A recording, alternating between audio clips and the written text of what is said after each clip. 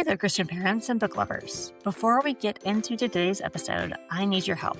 The goal of Bookworthy is to serve you, the listener, readers, parents, grandparents, and even the kids. So I need your input. Help Bookworthy make plans and know how to serve you best by filling out the 2026 listener survey in the show notes. I can't wait to hear what you have to say and what we can do together.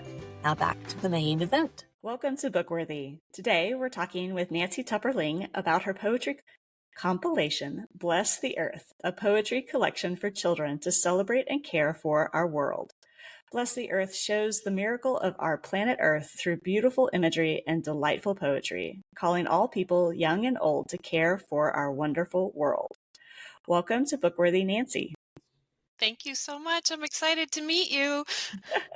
It is a pleasure. I love how technology allows us to connect with people that we probably would never meet face to face. And so it's a really unique. It's great. It is. But first, we need to tackle the random question of the week. And since fall is all around us, do you prefer apple cider or pumpkin spice lattes? I'm in New England too, so I would say pumpkin spice lattes now. Oh, really? Yeah, it's surprising. I had a switch at some point in life. Yeah, it's interesting. Like, what is that? Several people that I've interviewed before that live up in kind of the northeast. Yes, that side. That since you can have apple trees up there, that apple cider is kind of a big deal because down here in the South, we have to import our apples. Oh, I need to send you some. Please do, because we don't get the good stuff down here. So, but pumpkin spice latte is kind of the first kickoff of fall around here. When that starts hopping in the stores, then we're like, okay, it's finally fall. Yes, they start around July, right? At least wait till September, but we don't really feel fall until November. So That's true. Too fun. Well, Nancy, tell us a little bit about your book, Bless the Earth. Oh, thank you so much. So this is my fourth book with June Cotner, who is my mentor actually. And then at one point she asked if I wanted to write books with her. So that was amazing. So this is the fourth one, and it is really a collection of poems from living poets and deceased poets. So I like that it has a majority of them are from people who are contributors, who are alive and well, and bring a fresh voice to the book. And it's really for children and families to appreciate the wonders of this earth that we're living on. So it is a very beautiful collection, and I love how there's so many different types of poetry, and then the illustrations are just amazing. That I know my kids could sit there and just stare at the illustrations as I'm reading the poems, because poetry kind of comes in and out of fashion, right, and it's really neat to see that it's coming back in style. What do you think drives poetry to be something that comes in and out of seasons? That's a good question. I just think, we've had some younger poets too. I think having teachers feel more comfortable teaching it, or parents in the classroom and reading it, is helpful too. I think a lot of times people were more afraid of, how do I teach poetry, or just have that week of poetry in April. And, I think people are becoming more comfortable with it. It's fun that there's like fun poems too. It's not all serious and dark. There's light, joyful poems too. So I think you can find, it's not all one thing. You can find the kind of poetry that you like to read. So that's good. It has been neat to see how there are more, I guess, poets now.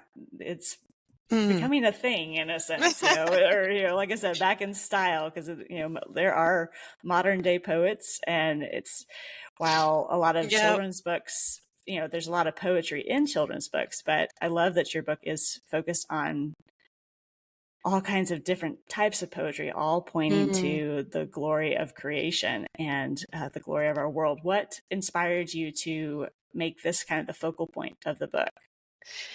Yeah, I think it's a very interesting start to how we began the proposal for this, because June Cotner actually had done an adult book sort of in a similar vein. It was called Earth Blessings.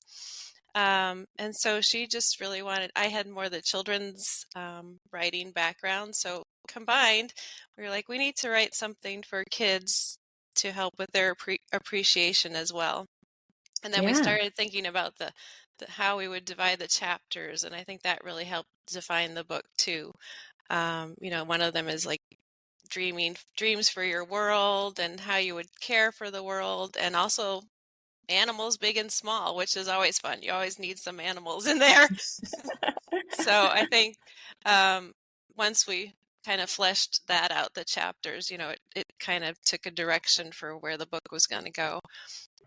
Very neat. How does I guess how does God speak to you through nature? Definitely through walking through nature.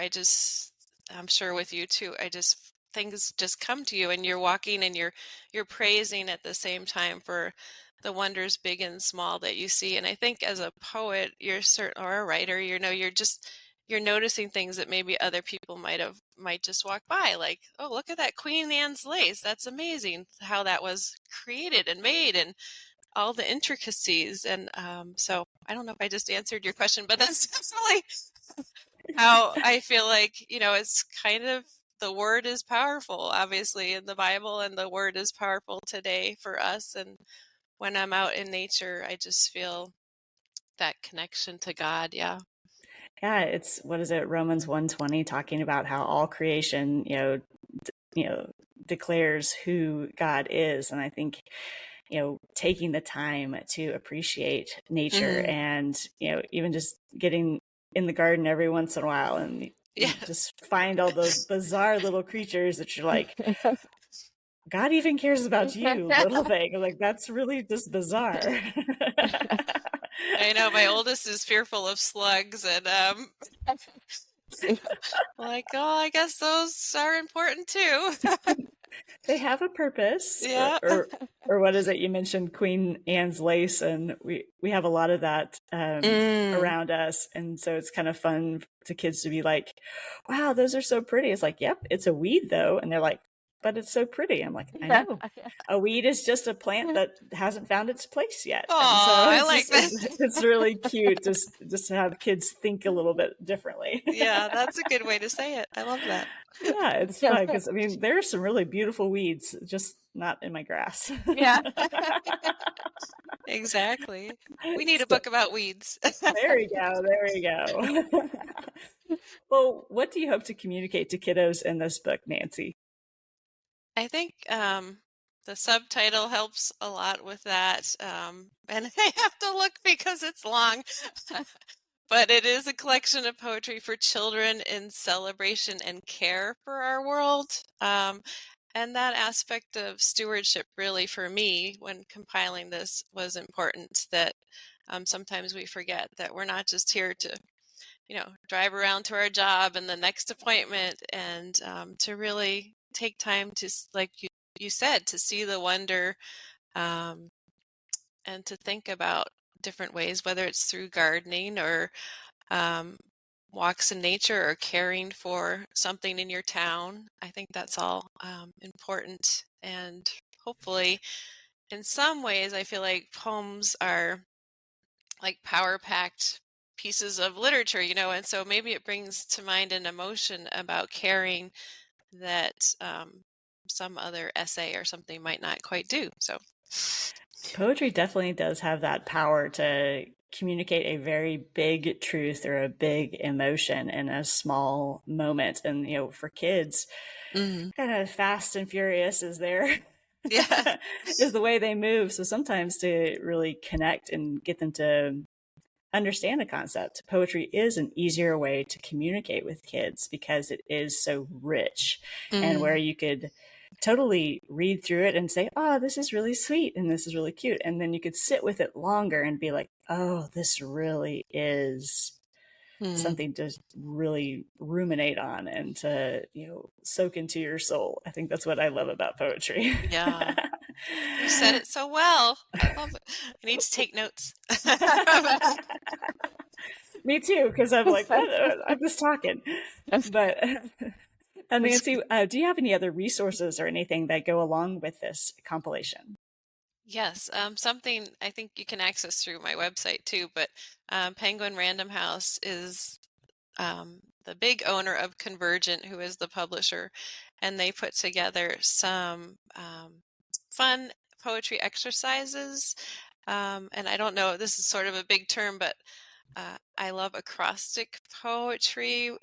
So they took some of the pictures and the illustrations from the book and said, what would you write about this scene? So I think that's a good exercise. And also just thinking about certain words that come to mind when you look at different colors, which is fun because I know you like your colors.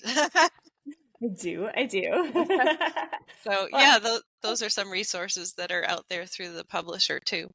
very neat. And I do love how you have so many different types of poetry. Like you said, acrostic poems, and you have some longer poems and shorter Mm. poems. It really is a great resource to study different types of poetry. And I think, what is it? I was not expecting that when I pulled it up, because usually if you grab a poetry book, there usually is kind of a poet's favorite type of Yes. Yeah. poem throughout. Mhm. And so it was neat to see all different types, and allowing my heart to just kind of be like, oh, okay, I could sit here a little bit longer, or I could sit here Mm, short, mhm, and mhm, it's right. really fun. That's true. When you're really busy, find the short poem. Yes.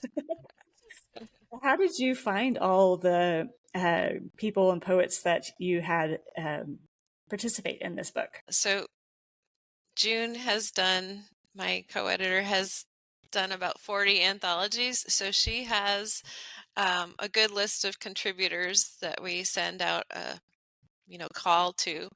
But also I should say here, if anyone wants to be added to that list, definitely let us know, because we do send out a call um, when the proposal has been accepted. So we have a certain amount that we collect for the proposal, maybe say 25 of them, and then we send out the call and ask for more contributors or anyone to submit. And of course, we have like you said, some of the key poets that are more famous as well, like Emily Dickinson we have, or Christina Rossetti. So we have some of those tried and true as well as the backbone. But I do really love that, it's just fun to see the fresh ideas and poems that are coming in that have never even been written before. I mean, some people just write because they see the topic. Oh, bless the earth. That sounds interesting. Maybe I'll whip up a poem. you know. So it's kind of really the cool part about the editing job is to see what comes in. I bet that's both, challenging and exciting to, both see poetry, since it is such a challenging way of communicating, because there are so many rules and forms you need to fit in, even though it is a, sense of expression and art also. So Mm-hmm. is poetry something that's always been easy for you? I have definitely um, worked hard at it with anything, even with writing for children. Like I've always taken workshops. I've always tried to learn more. It did feel like it was one of my first more natural forms, but ironically, my mom's a poet, and her name's June Tupper, and she's still alive and well at 86 and writing poems. And I told her when I was a ornery teenager that I'm never going to write poems because it's your thing, and I'm going to write short stories and novels. And then I went away to college, and the first thing I started to write was poetry. So Because God has a funny way of using yes, our nevers to direct us. yes, exactly. So true, so true. So, It's like, but yep. it's been nice to have her support, and she's a great editor too. So that's been really a wonderful connection between the two of us. So I would, Very fun. yeah. Now, did you always want to be a writer, Nancy? I think I did. I remember when I was, in fourth grade, saying, when they ask you what you want to do, it was either a veterinarian, which nobody knows how hard that is in fourth grade. That was on my list.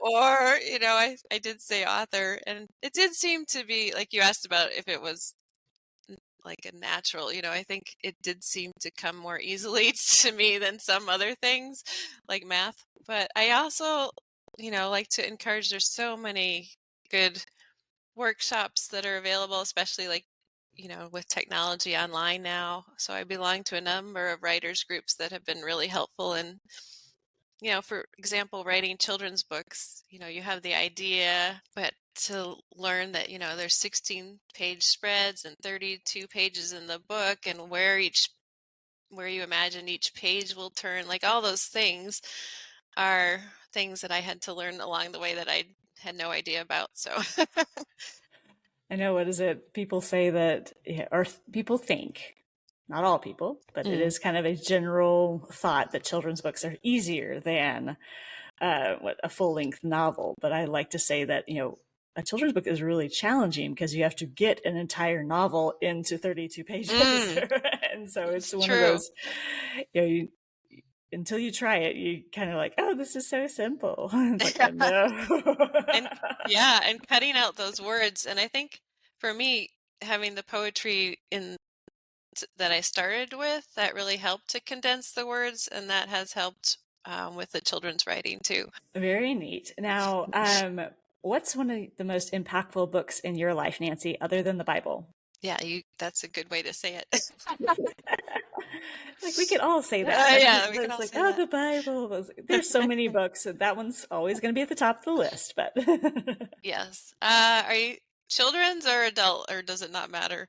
doesn't matter. Okay. Well, I'm probably really strange, but I have read Moby Dick 4 times. Holy cow. And I can't get one person in my family to read it once. So that tells you how odd I am. But maybe it's the New England feel. I live not too far from New Bedford and the whaling, and but just I feel like there's so much that Melville said in that book about God, about rebelling against God, about pride. I just think it's kind of like Milton. There's so much depth to Moby Dick that I can go back and find more. And then my family's like, please don't.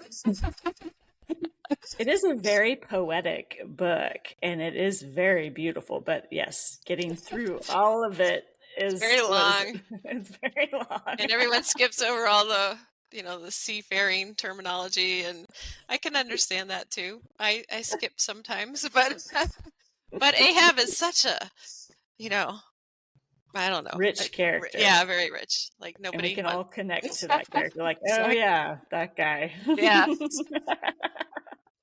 right. But in terms of children's books, I would say Kate DiCamillo. I love her stories, and The Miraculous Journey of Edward Tulane is one of my favorites because I think there's like a really redemptive arc there that I love. So She's amazing. I'm always just blown away by her books, just the vast range of topics as well as just the heart behind it all. They're all yeah, always so sweet. yeah. Now, what can we expect next from you, Nancy? I have one that's coming out, a picture book that actually started as a poem.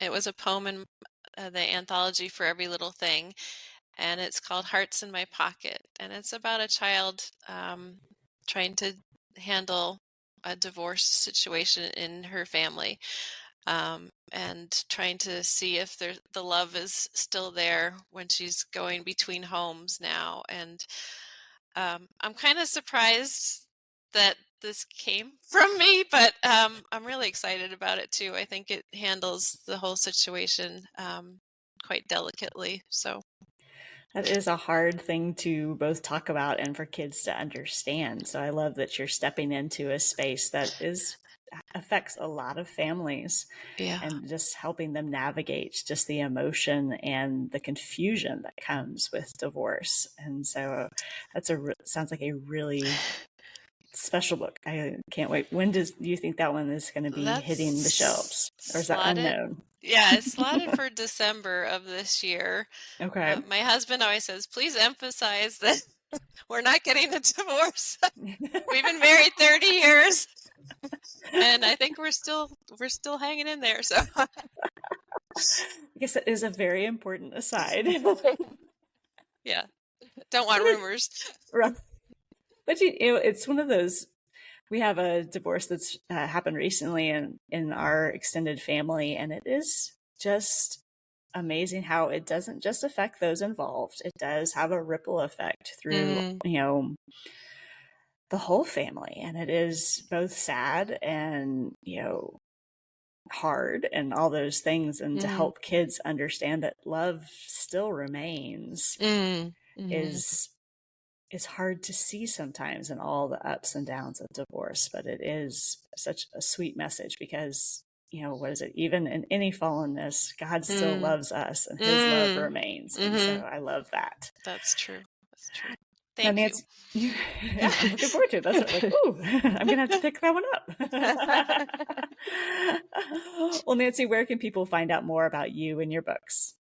Oh, thank you. Probably the best place to start is just my website, which is my full name, nancytupperling.com. And you can go from there to everywhere else. Very neat. I definitely will have that in the show notes so that people can find you easily. Thank you. Well, thank you, Nancy, so much for joining us today. It was my pleasure. I love talking with you, Valerie. You made it so easy. I try. Here's to pumpkin latte. There you go. Cheers. And thank you for joining Nancy and me on this episode of the Bookworthy Podcast. Check the show notes for any books or links that we discussed, and let us know in the comments if you prefer apple cider or pumpkin spice lattes. Be sure to like and subscribe so we can discover more great books together. Happy reading!